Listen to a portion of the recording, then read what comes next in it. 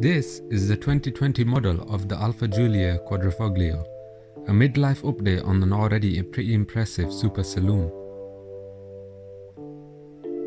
The Giulia isn't that old anyway. It was designed from scratch and came onto the streets in 2017. With this in mind, the changes of the midlife update are pretty subtle. You get an improved infotainment system, some driver assist functions, and some optional extras such as an Akrapovic exhaust system.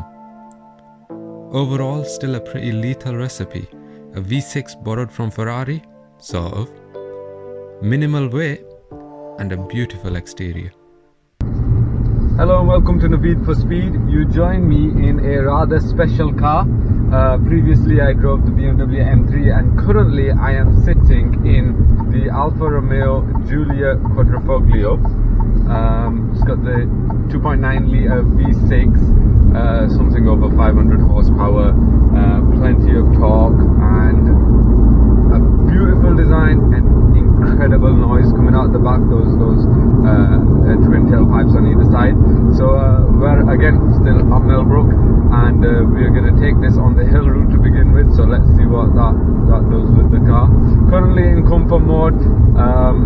Yeah, this car, I mean, what can we say about this car? Very light because of the carbon features, very expensive carbon features, and that makes the car very direct, very agile, and it feels as light as it is. You know, the steering wheel, it's got that direct sport steering wheel, but it feels as light as it is, and no problem navigating corners, and no problem with the comfort levels as well. It's a simple recipe, you know, reduce the weight and you'll get more speed. But yeah, this is a proper competitor for the BMW M3, and it really does show that it's so capable, so agile, particularly on these roads. And these seats are actually quite comfortable as well. I mean, they're pretty much leather, the leather trim on the doors, leather steering wheel, the normal gear shifter. I mean, that's got leather on it now as well. That used to be plastic, bit of plastic that looks kind of like carbon fiber. I mean, the inside isn't as special as you would think.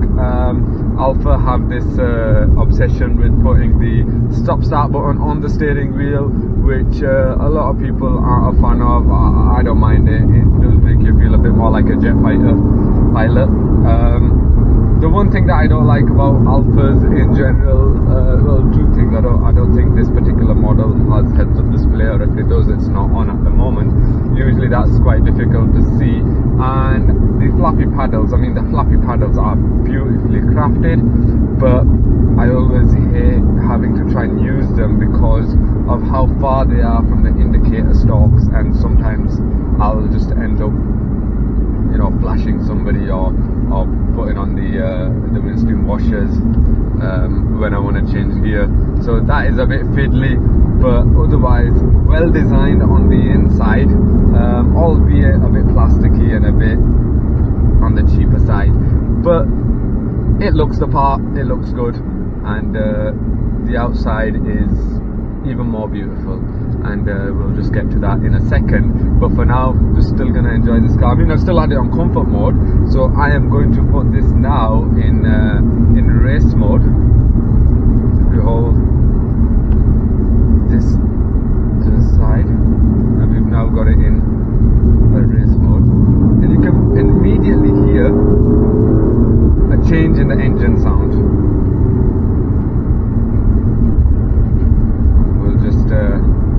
We'll just go around again because this car is that fun, and we'll have a listen to the engine sound as well.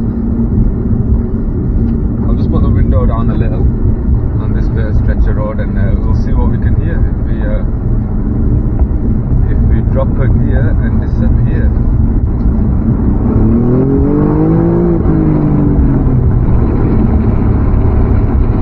Not many pops and bugs, but there is quite a satisfying engine noise.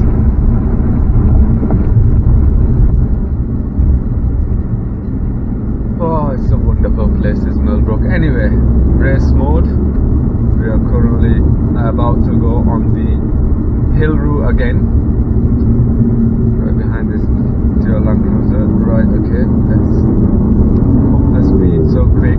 The digital cockpit just a blur of numbers as it flies upwards.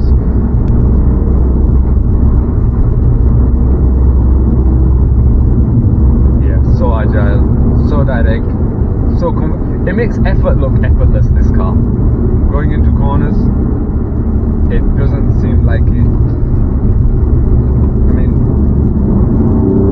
it doesn't even drop a drop of sweat.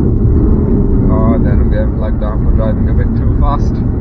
But that's what this car does to you. It encourages you to drive a little bit fast. But that noise is incredible.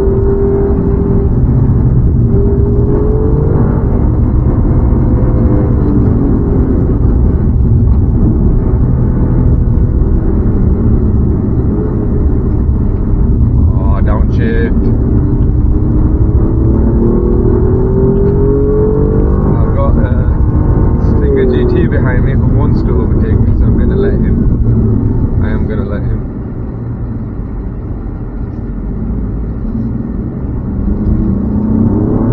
And now we're going to catch him.